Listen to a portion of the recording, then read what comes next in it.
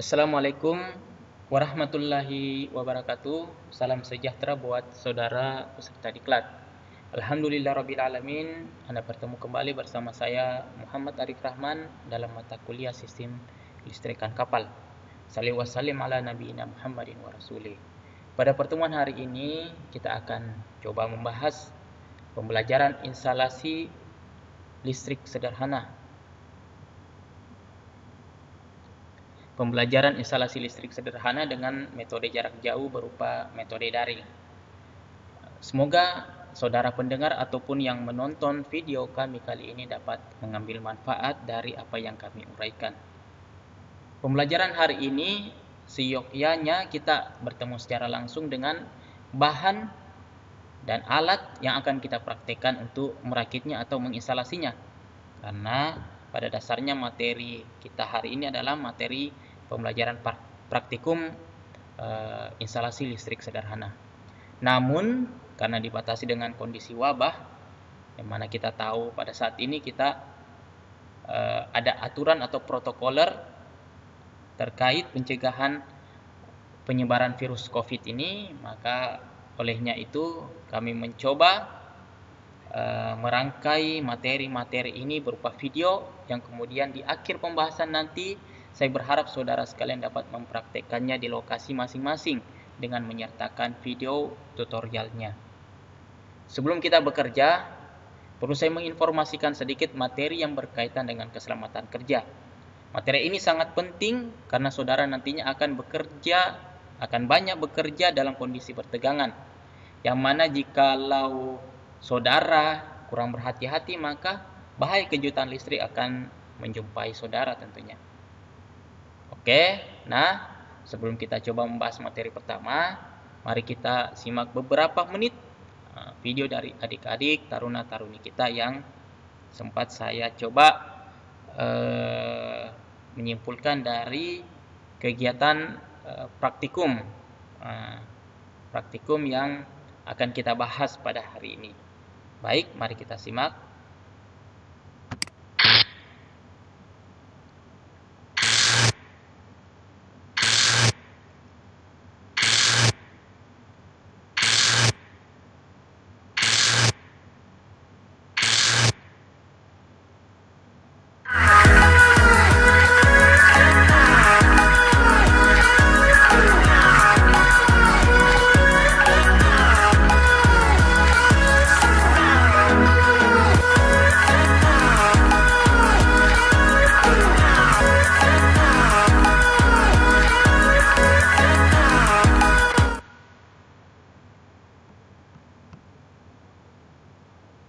Nah, itu tadi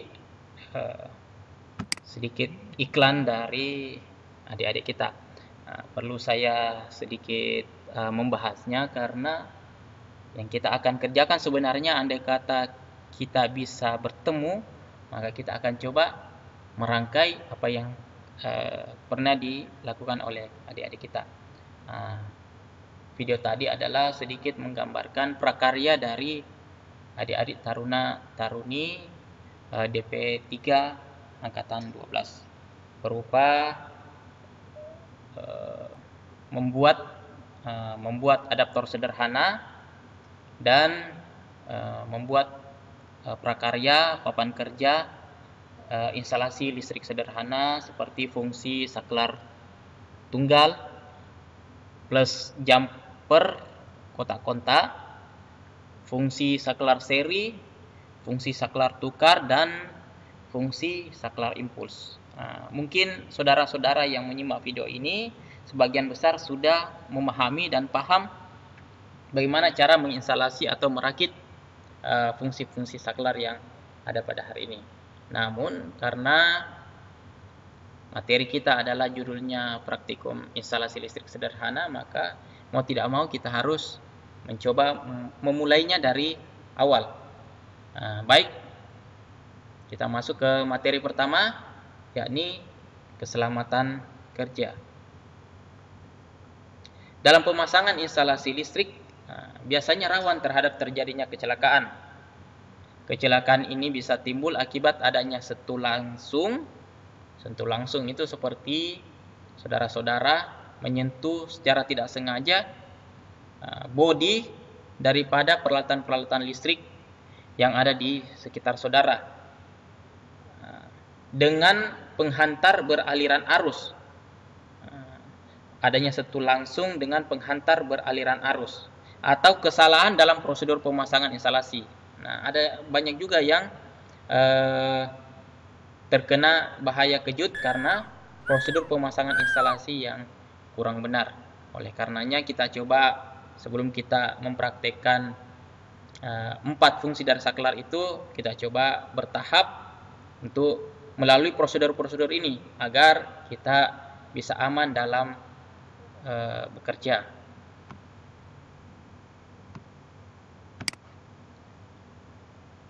Materi pertama, keselamatan kerja.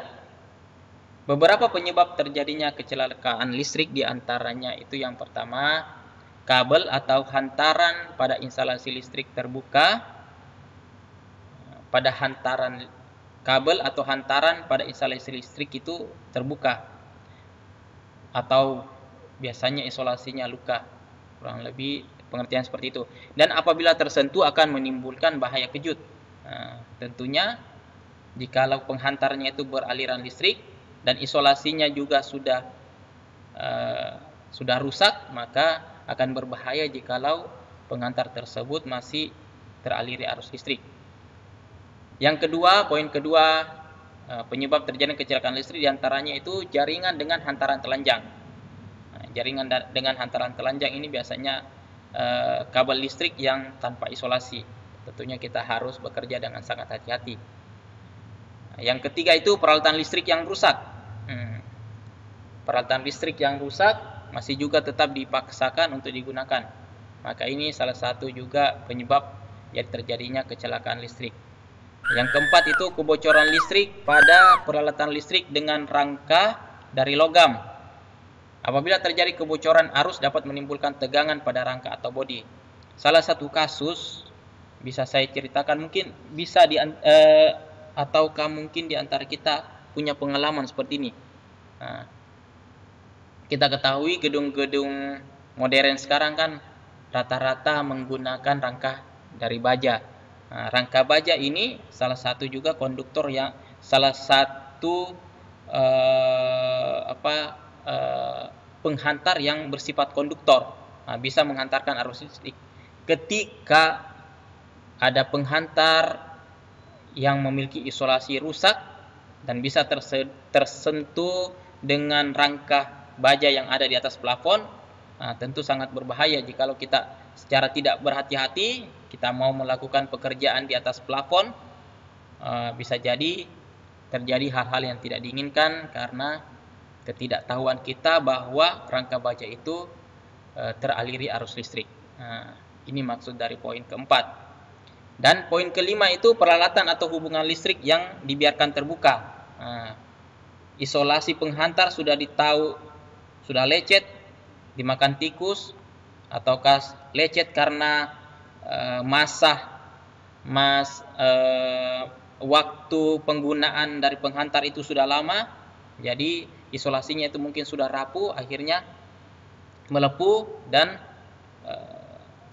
dan rapuh sehingga tentunya akan membuat isolasinya itu akan rusak, dan penghantar intinya pasti otomatis akan kelihatan. Jikalau ini tersentuh akan sangat berbahaya jikalau penghantar tersebut dialiri arus listrik. Hal itu dibiarkan terbuka, kita tetap bekerja dalam keadaan bertegangan, yaitu tentunya akan sangat berbahaya. Poin keenam itu penggantian kawat sekring yang tidak sesuai dengan kapasitasnya sehingga dapat menimbulkan bahaya kebakaran. Nah, ini beberapa instalatir yang sebenarnya karena tidak mau repot, tidak mau rugi, mengganti sekring dengan yang baru. Biasanya dia menjumper menggunakan mungkin kawat email untuk sekedar untuk bisa mengoperasikan atau mengalirkan arus listrik sementara. Namun hal itu tentunya sangat berbahaya jikalau terjadi korsleting atau terjadi korsleting atau arus besar tentu pasti akan menimbulkan bahaya juga. Terus yang ketujuh itu penyambungan peralatan listrik pada kontak-kontak atau stop kontak dengan kontak tusuk lebih dari satu atau bertumpuk. Nah, stop kontak sudah dipasang cabang, sudah itu dipasangin lagi cabang, sudah terpasang satu cabang, dipasang lagi di atasnya, dicabangin lagi. Nah, ini juga yang biasa kita temukan di kondisi seharian kita itu, ya seperti itu.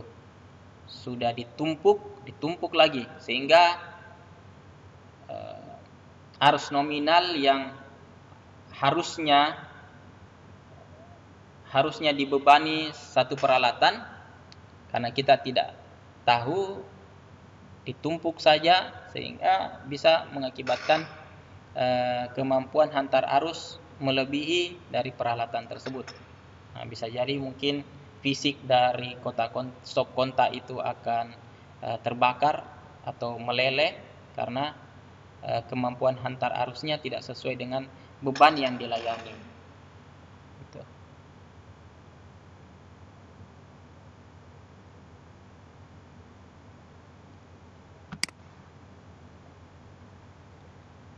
Kita masuk ke langkah-langkah keselamatan kerja.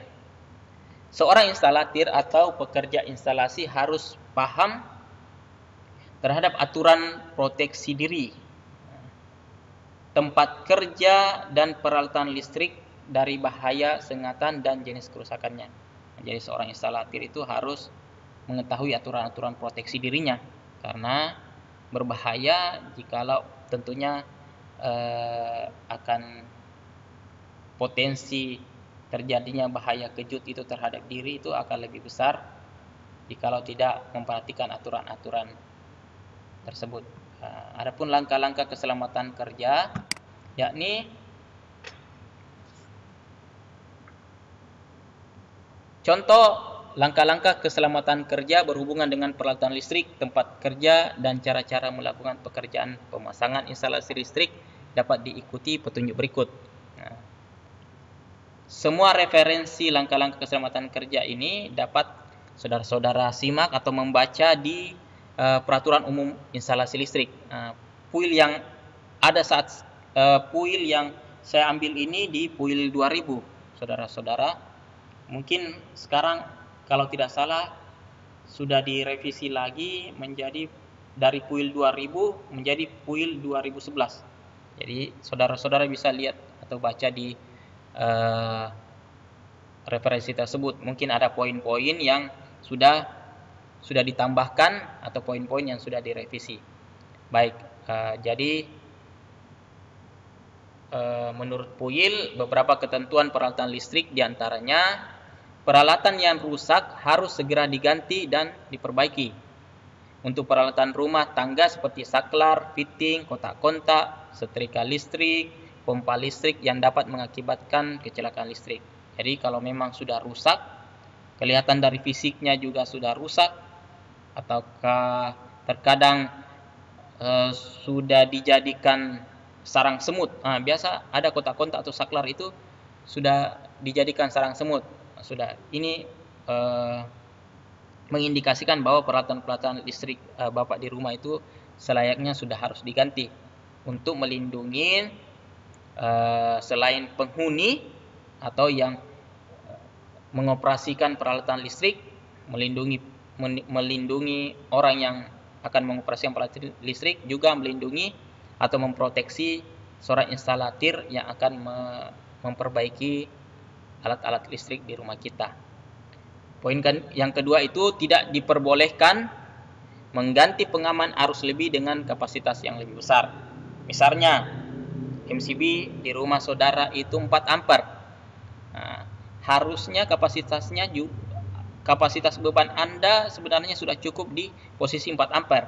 Tapi karena Anda mau menggunakan lagi beban yang lebih besar, Anda ganti MCB Anda itu lebih besar dari 4 ampere, umpamanya 6 ampere. Padahal kapasitor penghantar di rumah bapak-bapak itu atau di bangunan itu tidak sesuai jikalau kita ganti MCB-nya yang lebih besar. Jadi harus memperhatikan aturan tersebut. Yang ketiga itu mengganti kawat pengaman lebur dengan kawat yang kapasitasnya lebih besar. Yang tadi sudah saya bilang sekring yang sudah putus, sekring ini ya, sekring yang putih biasanya.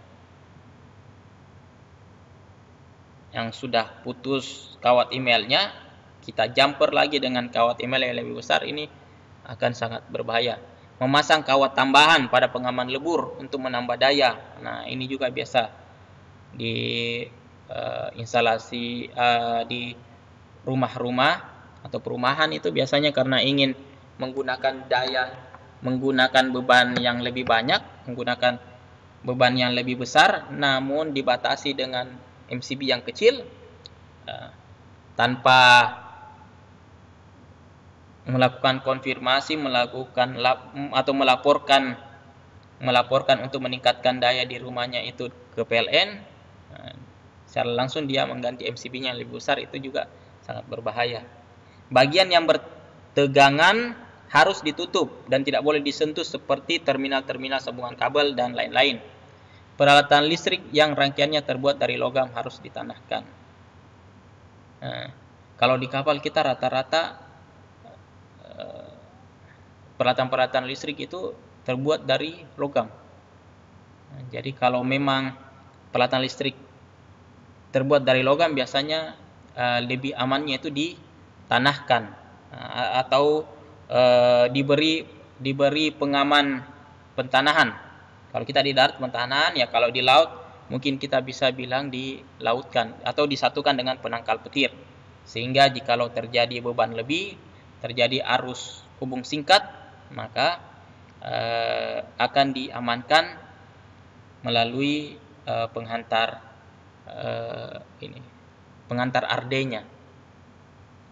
Terus menurut PUI lagi tentang keselamatan kerja berkaitan dengan tempat kerja. Di antaranya itu ruangan yang di dalamnya terdapat peralatan listrik terbuka harus diberi tanda peringatan atau awas berbahaya.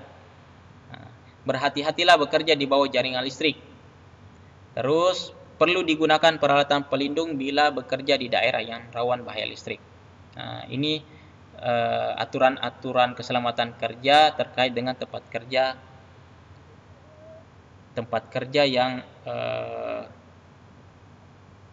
yang memiliki potensi bahaya kejut listrik. Terus adapun pelaksanaan pekerjaan instalasi listrik yang mendukung pada keselamatan kerja antara lain, pekerja instalasi listrik harus memiliki pengetahuan yang telah ditetapkan oleh PLN atau AKLI, dalam hal ini AKLI.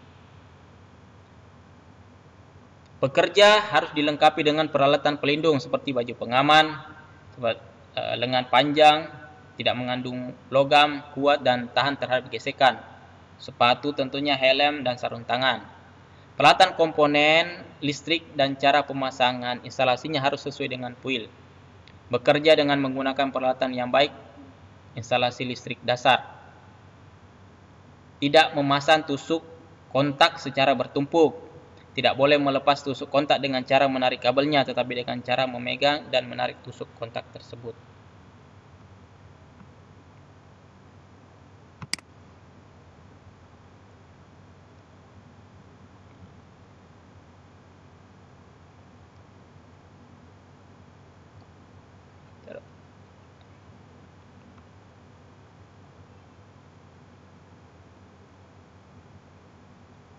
Instalasi listrik. Instalasi adalah suatu proses pemasangan atau peletakan baik itu barang ataupun jaringan.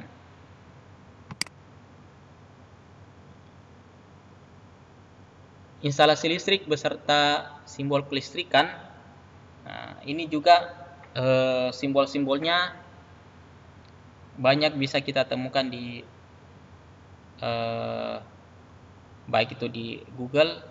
Perlu sebenarnya saudara-saudara ketahui simbol-simbol kelistrikan ini, karena baik itu di kapal atau bangunan gedung, jikalau ada trouble kelistrikan, dalam diagram kelistrikan itu, wiring diagramnya itu bukan tampak fisik atau bentuk fisik dari peralatan listrik yang ditampilkan di wiring diagram, namun cuman berupa simbol-simbol. Jadi bapak-bapak atau saudara-saudara tidak mengetahui simbol umumnya atau simbol-simbol yang distandarisasikan oleh standar nasional Indonesia, maka saudara-saudara akan kesulitan untuk melakukan atau menyelesaikan trouble kelistrikan yang ada di tempat kerja saudara sekalian. Oleh karenanya, simbol kelistrikan ini sangat penting untuk saudara-saudara ketahui. Jikalau saudara tidak mau repot cari di Google, bisa download langsung peraturan umum instalasi listrik, buka di Google PUIL 2000 atau PUIL 2011, bisa download, nanti masuk di dalam PUIL tersebut. Semua banyak dijelaskan di peraturan umum instalasi listrik. Baik, kita coba lihat di halaman di PUIL 2000 lampiran B halaman 457 berikut ini.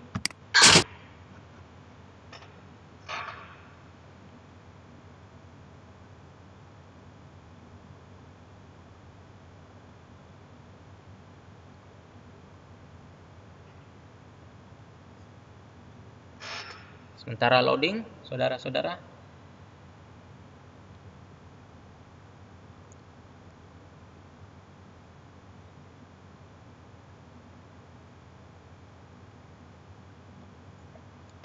Kita coba buka halaman 457.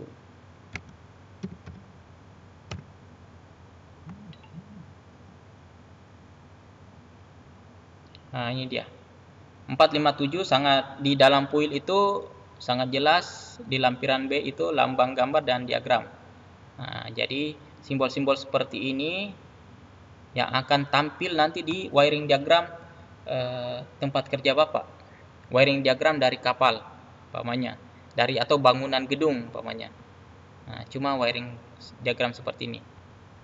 Nah, ini gambar penghantar.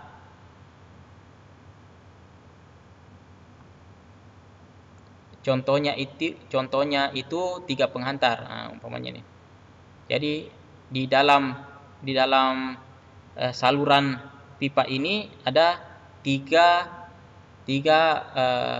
penghantar yang dilalui satu pipa. Seperti ini juga 3. Jadi banyak di dalam PUIL dijelaskan lambang-lambang atau simbol-simbol yang harus Bapak ketahui untuk untuk memudahkan Bapak menyelesaikan suatu trouble kelistrikan yang ada di tempat kerja Bapak. Nah, ini simbol dari saklar penghubung, saklar pemutus, saklar berselungkup atau saklar bersekat pelindung. Nah, ini saklar dengan pemutus atau termis. Secara termis dan secara elektromagnetis, seperti MCB itu ya begini simbolnya MCB. Ini dia, pemutus sirkuit, pemisah.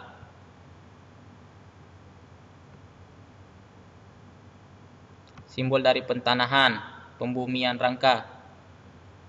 Jadi begitu Bapak-bapak buka wiring diagram, begitu saudara buka wiring diagram, ada simbol yang saudara tidak ketahui, bisa buka PUIL dan coba mencari simbol yang cocok dengan PUIL 2000. Sudah itu terjemahkan di wiring diagram Bapak. Simbol generator, simbol motor listrik seperti ini, simbol transformator, dan tentunya masih banyak lagi. Baik, kita kembali ke slide.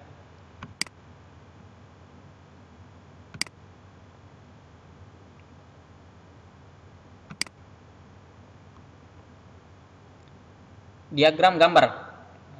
Sekarang kita masuk ke diagram gambar. Diagram gambar pada umumnya berguna untuk menerangkan aliran sebuah instalasi, fungsi, tata letak, perlengkapan dan tata letak perlengkapan atau layout, layout peralatan-peralatan listrik di suatu bangunan,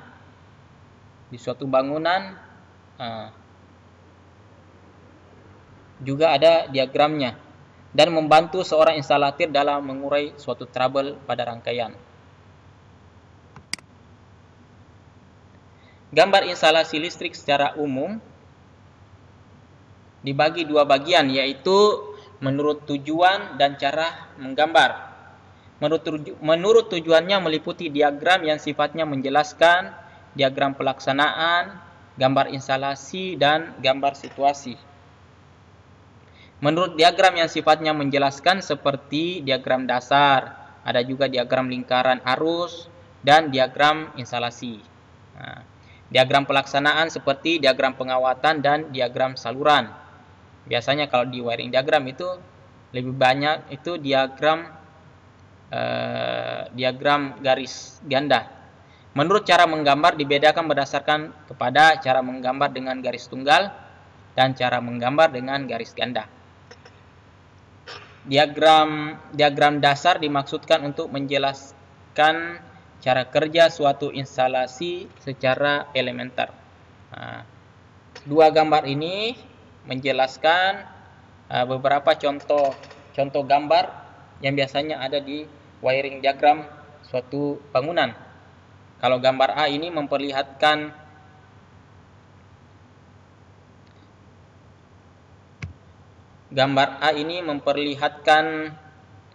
diagram dasar suatu perlengkapan hubung bagi atau PHB yang digambar dengan cara disederhanakan.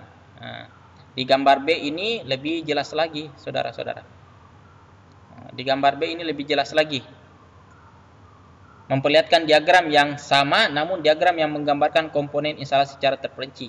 Jadi sudah terperinci fuse atau pengamannya, berapa ampere, terus berapa penghantar yang melalui pada satu buah pipa, gitu ya.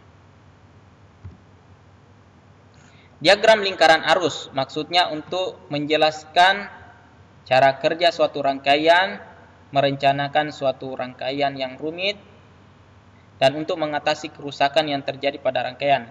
Diagram lingkaran arus digambarkan dengan saklar selalu bergerak dari kiri ke kanan atau dari bawah ke atas. Biasanya nanti kita coba tampilkan diagram-diagram yang dimaksud.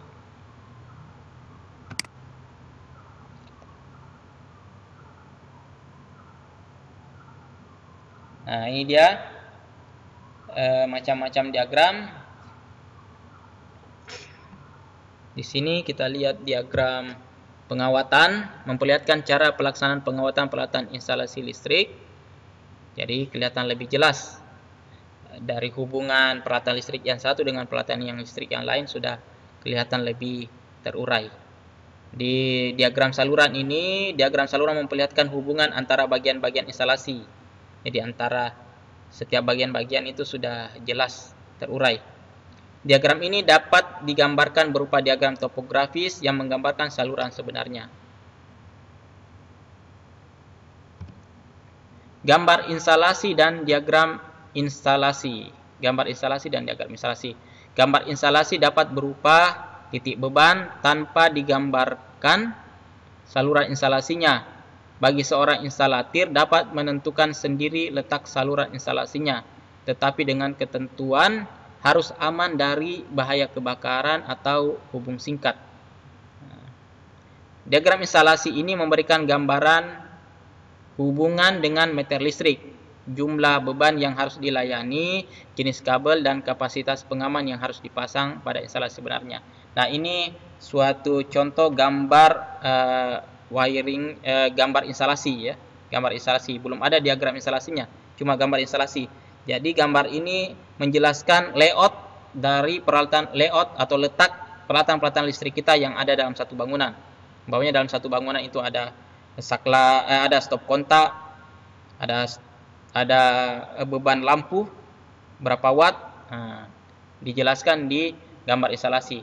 Diagram instalasi lebih lebih detail lagi.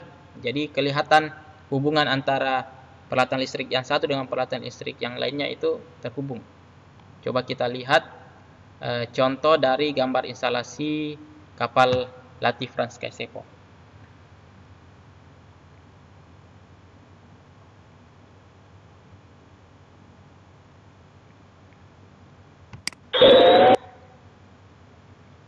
Nah, ini dia.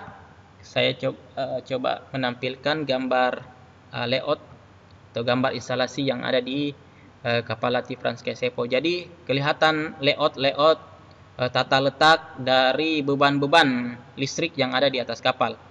Nah, kita lihat di main deck itu seperti ini, FL 2 kali 20 watt, artinya lampu fluoresen, lampu TL ya. 2 buah kali 20 watt. Jadi setiap lampu itu dayanya 20 watt. Nah, itu dia. Ini stop kontak 600 watt, jadi sudah kelihatan. Ya, setiap ruangan itu fungsinya, setiap ruangan dan fungsi ruangan itu sudah jelas dan sudah diketahui beban-beban listrik yang ada dalam satu ruangan. Nah, itu yang dinamakan tadi gambar instalasi. Terus diagram instalasi itu apa? Diagram instalasi itu ya seperti contoh ini. Diagram instalasi ini semacam ini, jadi menggambarkan sudah lebih detail, menggambarkan beban-beban yang ada pada suatu ruangan, umpamanya ruangan kerja. Di sini kita ambil contoh. Di sini ada generator 250 kVA, 380 volt AC per 220 volt, 3 pas, 50 Hz, 4 kabel, 4 penghantar di generator nomor 1. Nah, gitu dia. Jadi ini penghantar 2 kali HFPYC 50. Gitu dia. Jadi ini penghantar. Nah, ini MCCB-nya itu 275 ampere. Kemudian di cabang-cabang lagi ini, di sini main distribution, ini sub panel distribution. Jadi dia terdistribusikan beban-beban yang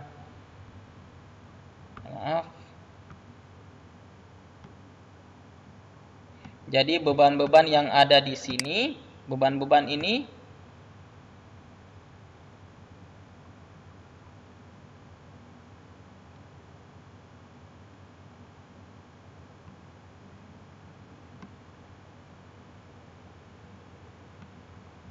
main switchboard. Nah, ini dia. Generator ini melayani beban-beban yang ada di sini, di bawahnya. Maksudnya. Jadi generator berapa ini? 125 kVA itu melayani kipas angin main deck, nomor 1 kipas angin KM mesin. Jadi semacam ini. Jadi kalau ada trouble di listrik Bapak, umpamanya di sini string trip. String trip ya cukup Bapak sisa mengurut rangkaian-rangkaian yang ada di sini. Gitu ya. Umpamanya di sini string trip. Mungkin diantara beban-beban yang dilayani MCCB ini mungkin ada yang sudah kalah. Gitu. Baik. Kita kembali.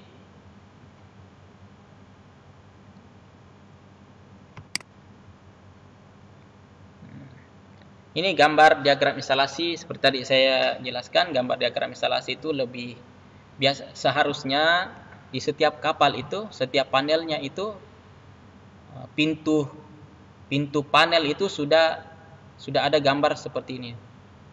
Sudah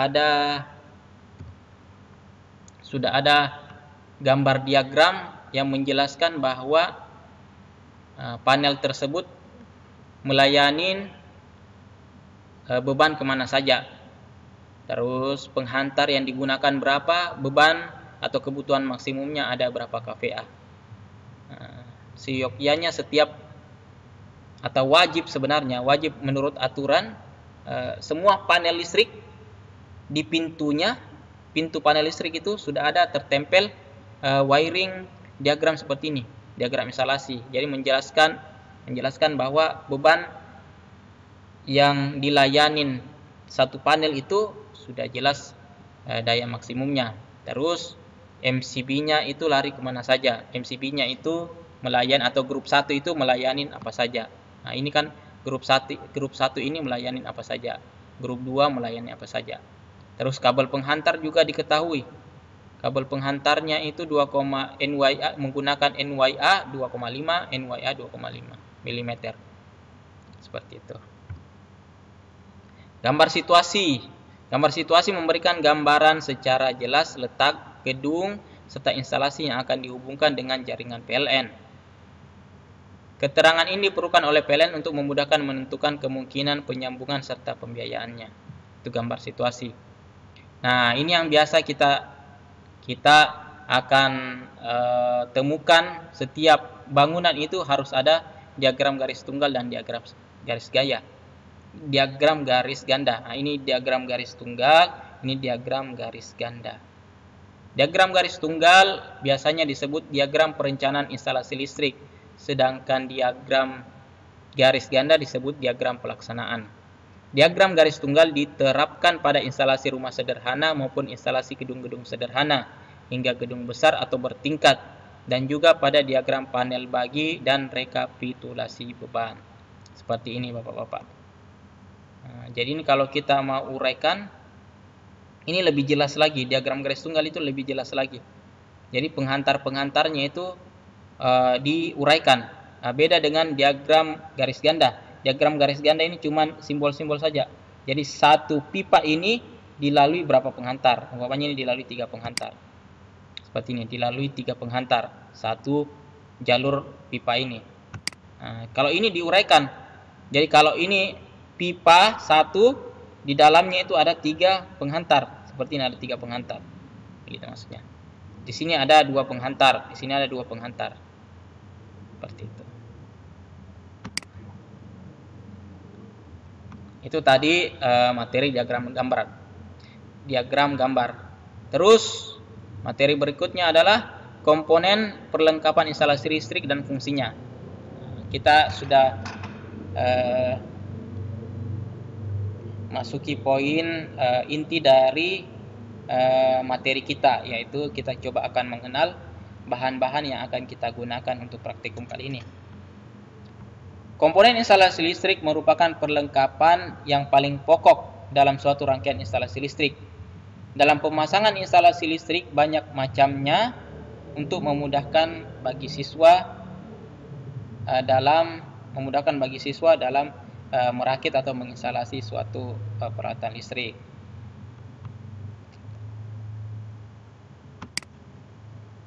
Komponen instalasi listrik yang akan dipasang pada instalasi listrik harus memenuhi persyaratan sebagai berikut. Yang pertama itu keandalan, tentunya menjamin kelangsungan kerja instalasi listrik pada kondisi normal. Jadi kalau kita beli peralatan listrik yang murah, tentunya kualitasnya beda dengan kita membeli peralatan listrik yang agak lebih mahal. Tentunya pasti akan beda dari kehandalan. Yang kedua itu keamanan. Komponen instalasi yang dipasang dapat menjamin keamanan sistem instalasi listrik. Keamanannya tentu pasti juga beda. Terus yang ketiga kontinuitas. Komponen dapat bekerja secara terus-menerus pada kondisi normal.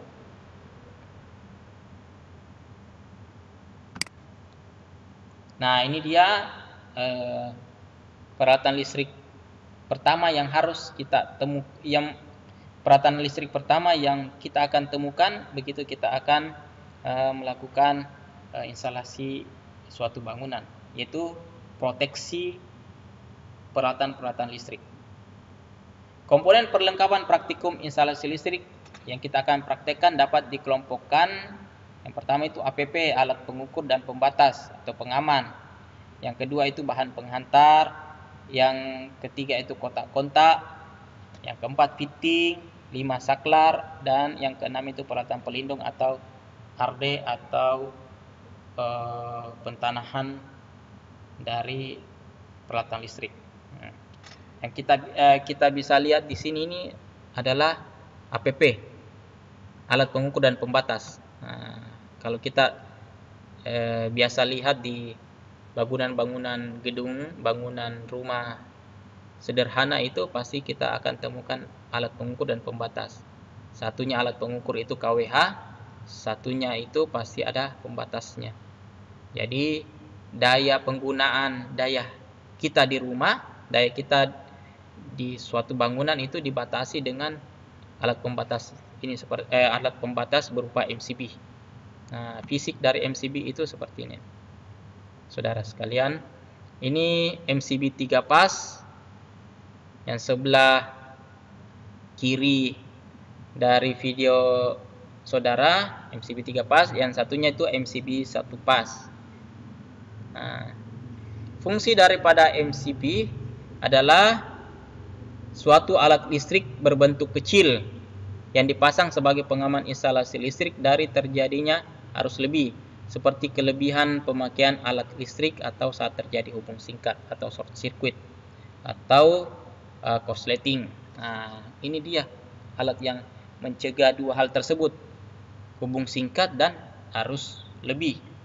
Jadi pemakaian kita lebih di rumah, nah, dibatasi dengan MCB ini. Itu. Jadi kalau bapak-bapak mau gunakan beban yang lebih di rumah, tapi dibatasi dengan alat MCB ini, sisa diperbesar saja arus nominal dari MCB ini. Tapi itu lagi kembali di aturan PLN, ya berhati-hati, itu kan adalah salah satu pelanggaran yang sering dilakukan oleh para pengguna listrik. Menaikkan daya pembatasnya, tapi tidak mau menghiraukan risiko yang akan ditimbulkan. Risikonya itu bisa kebakaran, korsleting atau bahaya kejut listrik.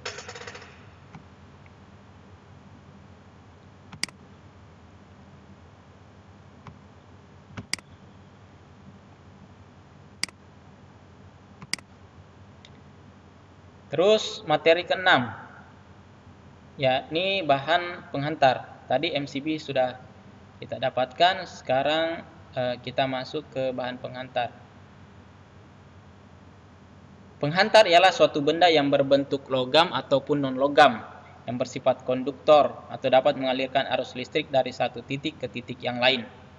Penghantar dapat berupa kabel ataupun berupa kawat penghantar.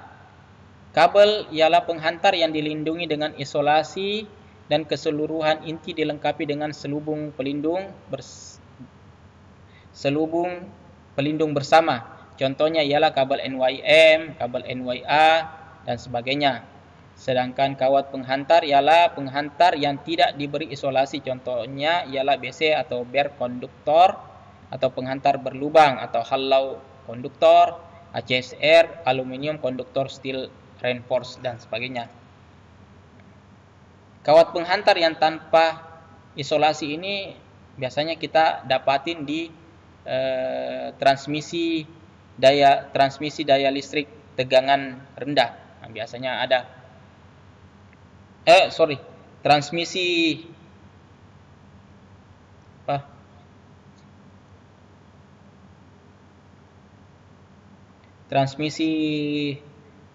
daya listrik tegangan tinggi. Jadi dia tanpa selubung lagi. Jadi intinya saja yang terbentang. Penghantar yang digunakan pada instalasi listrik pada umumnya digunakan bahan tembaga dan aluminium. Untuk penghantar tembaga, kemurniannya minimal 99,9%. Tahanan jenis yang disyaratkan tidak melebihi 0, sekian ohm mm per meter pada suhu 200 derajat Celcius atau sama dengan daya hantar 50 semen. Nah, dalam video kali ini kita cukup mengetahui saja sedikit tentang bahan penghantar. Di video selanjutnya kami akan usahakan untuk mencoba membahas cara menghitung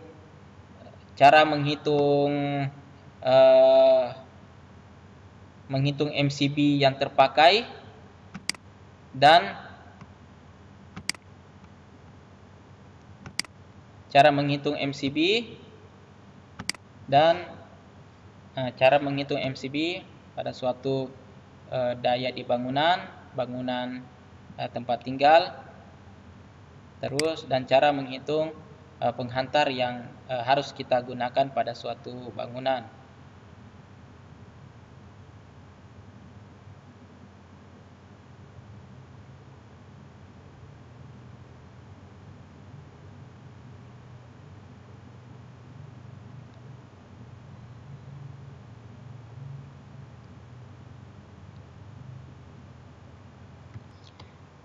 Baik, jadi di video selanjutnya saya akan coba membahas bagaimana cara menghitung penggunaan penghantar yang tepat pada suatu daya atau pada suatu beban pada sebuah bangunan. Baik, kita lanjut ke topik berikutnya.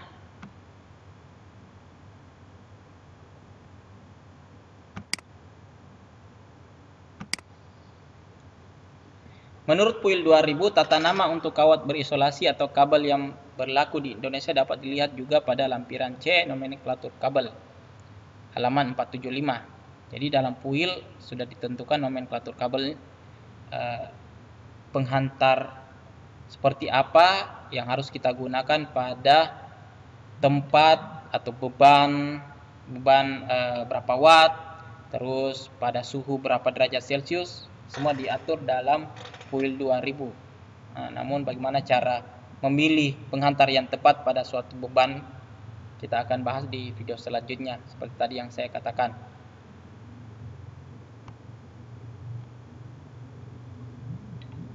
Kita coba lihat kembali PUIL 2000 seperti apa nomenklatur kabel tersebut. Nah, ini dia PUIL 2000.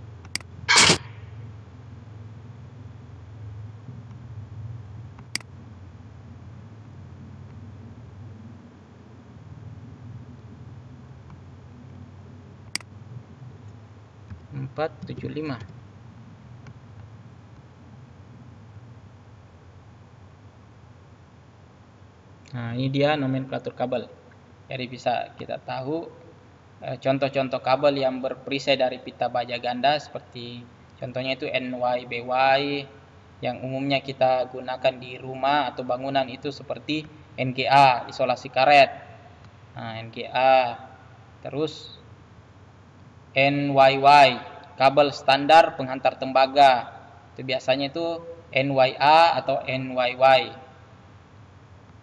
Yang biasa kita kalau biasanya di kapal itu banyak digunakan itu seperti kabel XLPE. XLPE itu selubung isolasi dari XLPE. Contohnya seperti ini. Kasih masuk lagi, kita coba buka. Nah, ini contoh fisik dari kabel NYM. Kita usahakan memilih penghantar itu harus ada persyaratan-persyaratan yang tertulis di fisik kabel tersebut. Seperti harus ada tanda SPLN, artinya berstandar PLN, dan SNI, Standar Nasional Indonesia. Harus diketahui batas minimum dan maksimum tegangan yang dilalui pada suatu penghantar. Juga harus terdapat merek dagangnya. Seperti ini, produsennya itu Kitani, NYM, jenis kabelnya NYM, dan berapa inti dari satu penghantar berselubung ini. Kalau kita lihat di sini contohnya 4x4, maksudnya itu 4 buah inti. Jadi ini 1, ini 2, ini 3, ini 4. Saya coba perbesar. Di sini ada 4 inti. 4 inti. 4x4 maksudnya 4 inti. Setiap intinya itu diameternya 4 mm. Gitu. Dan memilih penghantar penghantar berapa diameter yang harus digunakan. Insya Allah di kesempatan yang lain kita coba akan membahasnya.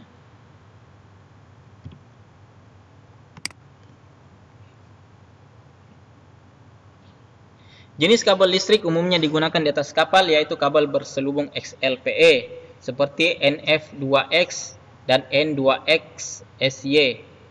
Pengertian dari dua nomenklatur ini bisa kembali ke fuel tadi. NF maksudnya apa, 2X maksudnya apa.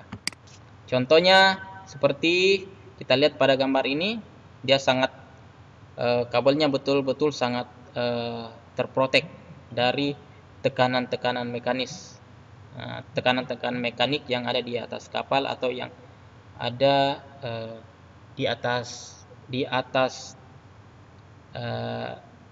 penghantar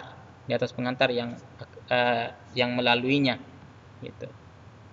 Jadi betul-betul sangat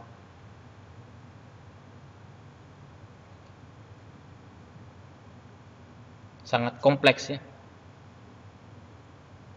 Baik.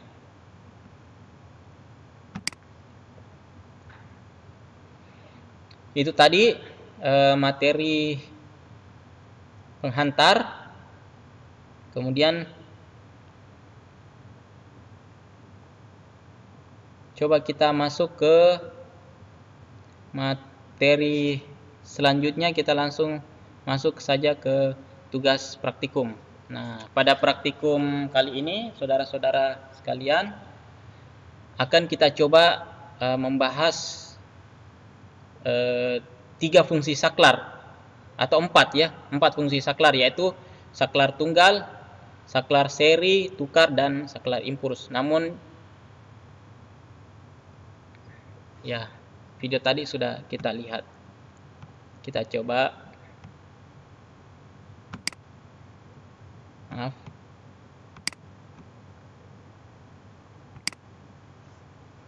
Nah, tugas praktikum saudara-saudara sekalian, bisa saudara-saudara kerja di lokasi kalian, lokasi saudara-saudara berada sekarang, bisa berkelompok atau bisa juga sendiri-sendiri, tergantung bagaimana yang mana memudahkan saudara sekalian. Dengan syarat harus 4 poin fungsi ini terpenuhi dan membuat video tutorialnya. Membuat video tutorial jangan cuman download di video, tetapi harus jelas muka atau wajah si pembuatnya. Nah, kalau merepotkan ya memang seperti itulah proses belajar. Tugas pertama itu membuat video tutorial fungsi dari saklar tunggal plus jumper kotak-kontak sesuai diagram instalasi berikut. Nanti kita lihat videonya, wiring diagramnya. Tugas kedua itu membuat video tutorial fungsi saklar seri sesuai diagram. Tugas ketiga itu membuat video tutorial fungsi saklar tukal atau saklar hotel. Dan tugas keempat itu membuat video tutorial fungsi daripada saklar impuls. Baik, saudara-saudara sekalian, kembali kita bertemu. Kita akan membahas inti dari materi yang akan kita selami, materi yang akan kita pelajari. Jadi kita masuk ke slide tugas praktikum. Tugas praktikum apa saja yang menjadi beban saudara-saudara sekalian untuk bisa dikerjakan di lokasi tempat saudara-saudara berada. Saya menginginkan tugas-tugas ini bisa dibuat video tutorialnya. Video tutorial terkait ke 4 fungsi daripada saklar dari tugas praktikum. Apa saja? Pada praktikum instalasi listrik sederhana kita akan coba mempraktekkan 4 fungsi saklar, yaitu saklar tukar, saklar tunggal plus jumper stop kontak, saklar seri, saklar tukar, dan saklar impuls. Baik, dalam slide ini saya akan memperlihatkan bagaimana diagram wiring yang saudara-saudara bisa coba aplikasikan di lokasi saudara-saudara berada. Bisa berkelompok, bisa juga sendiri-sendiri, yang mana yang mudah saudara-saudara laksanakan. Kalau saya tentukan kelompoknya, bisa jadi saudara-saudara berjauhan mungkin, susah untuk ketemunya, jadi mungkin saudara-saudara saja yang tentukan kelompoknya. Dengan syarat di video tutorial tersebut saya harapkan memulainya dengan memperlihatkan bahan-bahan yang digunakan, alat-alat yang digunakan, kemudian cara merakitnya, dan terakhir dari pengetesan atau pengujian fungsi dari tugas saudara-saudara sekalian. Baik, kita coba buka. Ini dia tugas-tugas saudara-saudara, mulai dari membuat video tutorial. Kita buka di tugas fungsi pertama, saklar tunggal plus jumper kotak-kontak sesuai diagram instalasi berikut. Nah, ini dia diagram, wiring diagram yang harus saudara-saudara aplikasikan dari gambar ini, membuat video tutorial, kemudian hasilnya berupa benda kerja. Benda kerja dari fungsi gambar ini. Jadi saya cuma memberikan wiring diagram, menjelaskan sedikit, menampilkan sedikit proses kerja daripada wiring diagram, sehingga bisa mengoperasikan dua beban lampu L1 dan L2. Jadi ini tugas pertama ya, membuat video tutorial. Baik, kita coba bagaimana fungsi daripada wiring diagram ini. Saya coba tekan saklar ini. Saya coba masukkan arus listrik PLN. Kita mulai dari sini. Jadi di sini mulai bergerak arusnya mulai bergerak. Jadi ini lampu L2 di sini mengindikasikan bahwa jaringan listrik dari sumber utama itu ada. Jadi mengindikasikan lampu L2 ini mengindikasikan bahwa arus listrik pada sumber utama itu ada, gitu. Dan L1 ini mengindikasikan fungsi daripada saklar tadi. Dan ini adalah fungsi stop kontak yang dijumper dengan saklar. Jadi saklar ini stop kontak ini berfungsi ketika ada kontak dari saklar. Jadi stop kontak ini berfungsi ketika ada hubungan dari saklar, gitu. Mungkin fungsi saklar plus kotak kontak ini bisa Bapak fungsikan mungkin mesin pompa listrik yang mungkin dekat sumur, dan saklarnya colokannya Bapak tidak mau cabut-cabut, sisa on off saja. Pengoperasiannya bisa mungkin menerapkan metode ini. Baik, kita coba tekan saklar yang ada di sini. Begitu saya tekan, arus listrik mengalir dari saklar menuju ke beban, yakni L1. L1 berfungsi. Fungsi saklar tunggal sangat sederhana. Fungsi stop kontak, kita lihat stop kontak yang dijumper dengan saklar. Saya coba tekan,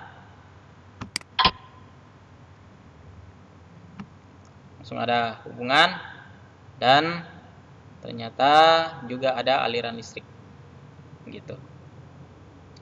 Ini dia fungsi daripada saklar tunggal. Bapak-bapak sisa membuat video tutorialnya, mengaplikasikannya, dan membuat benda kerjanya.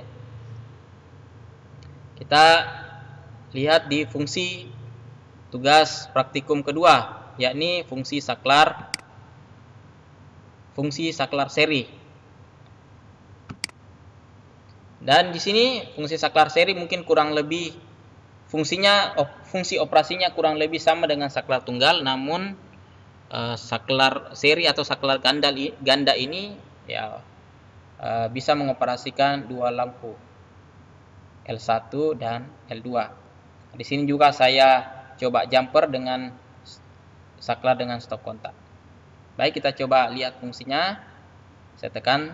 Saya masukkan dulu aliran arus listrik utamanya.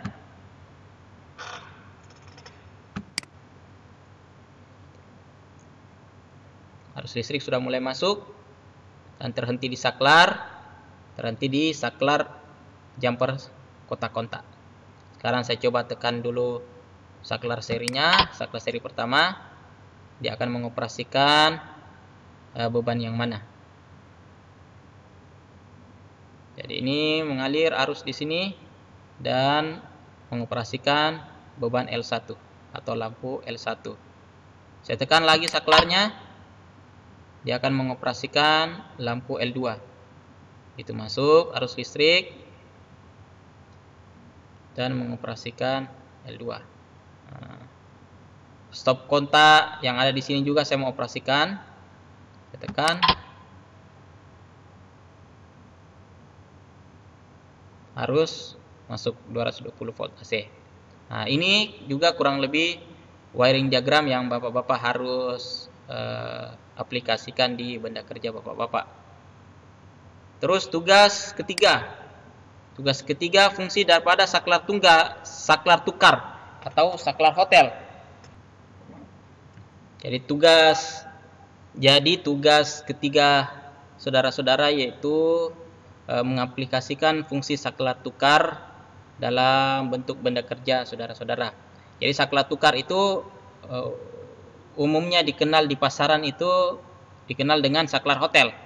Jadi pengoperasian saklar ini bisa dioperasikan di dua tempat yang berbeda untuk satu beban kurang lebihnya. Coba kita lihat wiring diagramnya biar lebih jelas manfaatnya.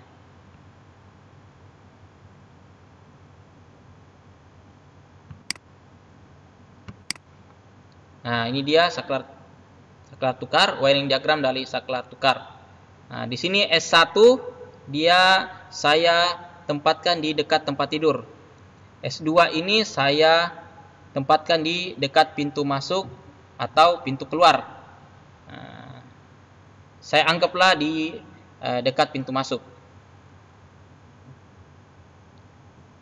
Saya aliri dulu arus dari sumber utama pada rangkaiannya. Jadi dia terhenti di sini. Dia masuk.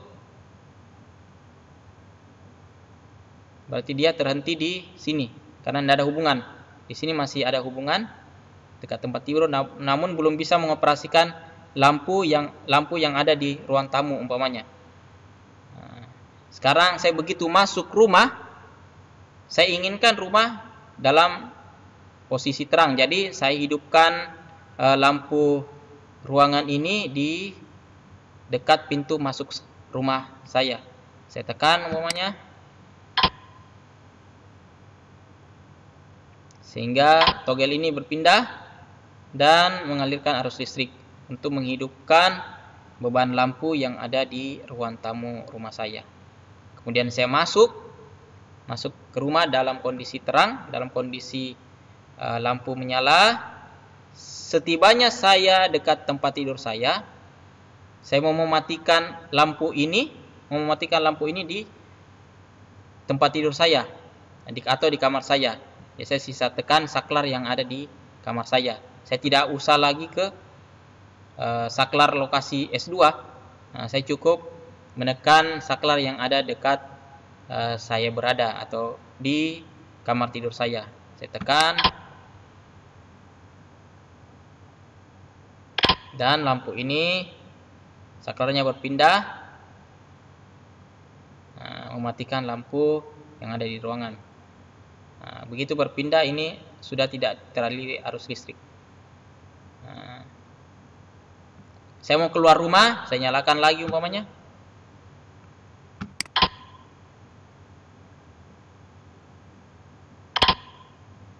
Pindah lagi togelnya.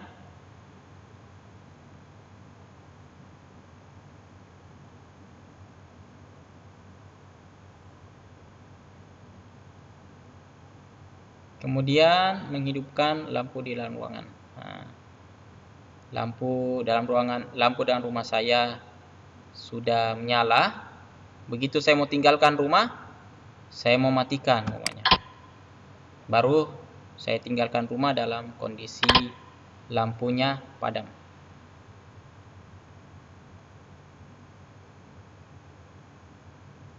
Seperti itu mungkin yang bisa saya jelaskan dari fungsi saklar impuls. Baik, kita ke fungsi tugas berikutnya, yakni saklar impuls. Tadi saklar tukar, maaf. Sekarang saklar impuls. Impuls seperti ini. Bapak-bapak, saudara-saudara bisa lihat. Jadi di saklar impuls, saya terangkan sedikit fungsi daripada saklar impuls itu atau pengoperasiannya. Saklar impuls, saklar yang bekerja dengan menggunakan prinsip elektromagnetis. Prinsip elektromagnetisnya itu bekerja di dalam lilitan atau dalam koil yang ada pada saklar impuls sendiri. Ini koilnya, lilitan-lilitan, dan ini adalah anak kontak. Anak kontaknya yang berfungsi on atau berfungsi off ketika koilnya ini terenergize. Saklar impuls bekerja dengan menggunakan prinsip elektromagnetis. Ketika tegangan masuk ke dalam koil, maka akan menggerakkan tuas saklar. Coba kita lihat fisiknya. Fisik daripada saklar impuls seperti ini. Jadi ketika tegangan masuk ke dalam koil, maka akan menggerakkan tuas saklar. Jadi begitu koil ini terenergize, akan menggerakkan saklar yang ada di sini. Dan ini adalah fisik daripada saklar impuls. Saya nggak tahu di kapal apakah ini juga sering digunakan atau seperti apa. Tapi saya rasa untuk instalasi yang kompleks pasti akan kurang lebih menggunakan saklar impuls. Saklar impuls ini pengoperasiannya adalah untuk menyederhanakan fungsi daripada saklar silang. Kalau saklar silang, saudara-saudara ketahui, saklar silang itu bisa digunakan di 4 atau lebih dari 2 lokasi yang berbeda. Namun saklar silang itu menggunakan penghantar banyak sekali, menggunakan kabel itu sangat banyak. Dan juga jikalau ada penambahan saklar, pasti instalasinya harus dibongkar dulu kalau mau menambah saklar. Tapi saklar impuls menyederhanakan fungsi daripada saklar silang tadi. Jadi kalau saklar impuls mau menambah saklar, di sini di wiring diagram yang akan kita kerjakan ini ada 4 saklar, ada 4 push button. Kalau di saklar impuls kita sisa paralel saja dengan saklar yang kita mau tambahkan. Tetapi kalau di saklar silang, saudara-saudara harus membongkar semua rangkaiannya untuk merakit ulang kembali dan menambah berapa saklar yang kita inginkan. Seperti itu. Saklar impuls ini dibantu dengan push button, bukan saklar seperti biasanya saklar tukar atau saklar seri, tapi dia menggunakan push button atau saklar bell. Yang biasa kita sebut dia saklar bell. Cara kerja saklar impuls, Bapak-bapak, saudara-saudara, pada saat T1 posisi tombol tekan standby, ini posisi standby ya. Ini posisi standby. Jadi dalam kondisi normal semua. Belum ada beban yang menyala. Pada posisi tombol tekan standby, kemudian tombol ditekan selama T2. Jadi jika saya tekan ini selama beberapa detik,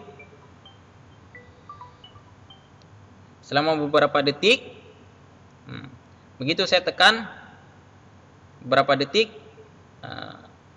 listrik akan kemudian mengaliri penghantarnya. Saya coba mengalirkan dulu biar lebih jelas. Saya alirkan sekarang arus listrik pada rangkaiannya. sebelum menekan tombolnya. Ini aliran arus listrik sudah bergerak dan memenuhi penghantar-penghantar pada push button. Namun semua aliran arus listrik ini berhenti di terminal pertama dari push button. Terminal dari pertama push button dan terminal kontak dari saklar impuls.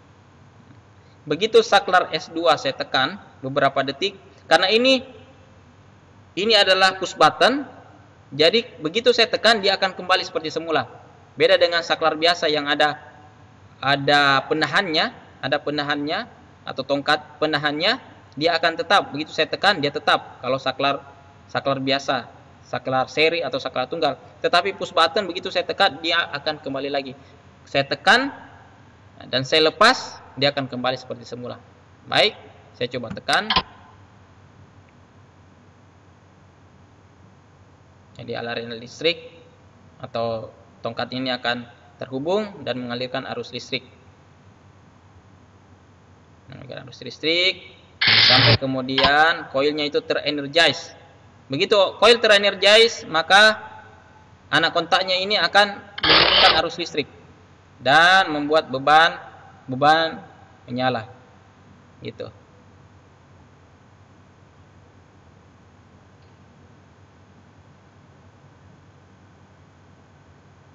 Terus kemudian jikalau saya mau matikan, saya bisa menekan kalau saya mau mematikan beban ini, saya bisa menekan di salah satu dari 4 push button ini. Saya mau menekannya di sini boleh, saya mau menekannya di sini boleh, di sini juga boleh untuk mematikan beban-beban ini.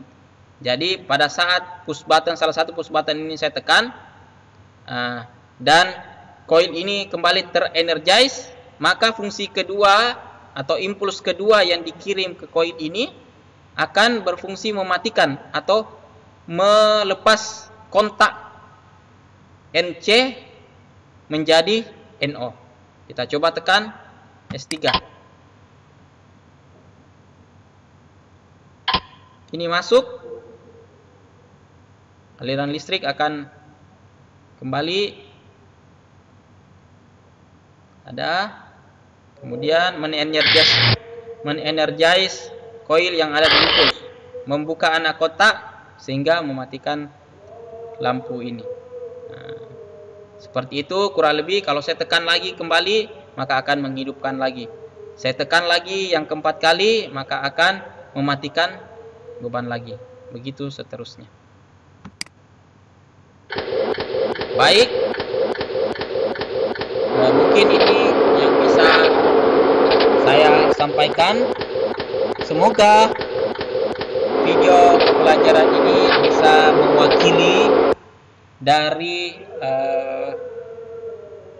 dari uraian materi yang kita bahas pada hari ini, dan semoga tugas-tugas saudara-saudara bisa selesai sampai atau sebelum ujian akhir saudara-saudara, dan itu menjadi penilaian utama saya sejauh mana materi yang saya sampaikan ini sampai. Jadi 4 tugas tadi yang harus bapak-bapak kerjakan: membuat video tutorialnya, merangkainya dengan hasil berupa benda kerja. Ya, syukur-syukur kalau benda kerjanya itu bapak-bapak mau sumbangkan di kampus untuk digunakan sama adik kita akan terima dengan senang hati. Baik, demikian yang bisa saya sampaikan. Jikalau video materi ini menurut bapak-bapak bermanfaat, bapak bisa like atau komen di video channel saya di YouTube, dan di subscribe untuk mendapatkan informasi video-video berikutnya. Sampai ketemu. Wassalamualaikum warahmatullahi wabarakatuh.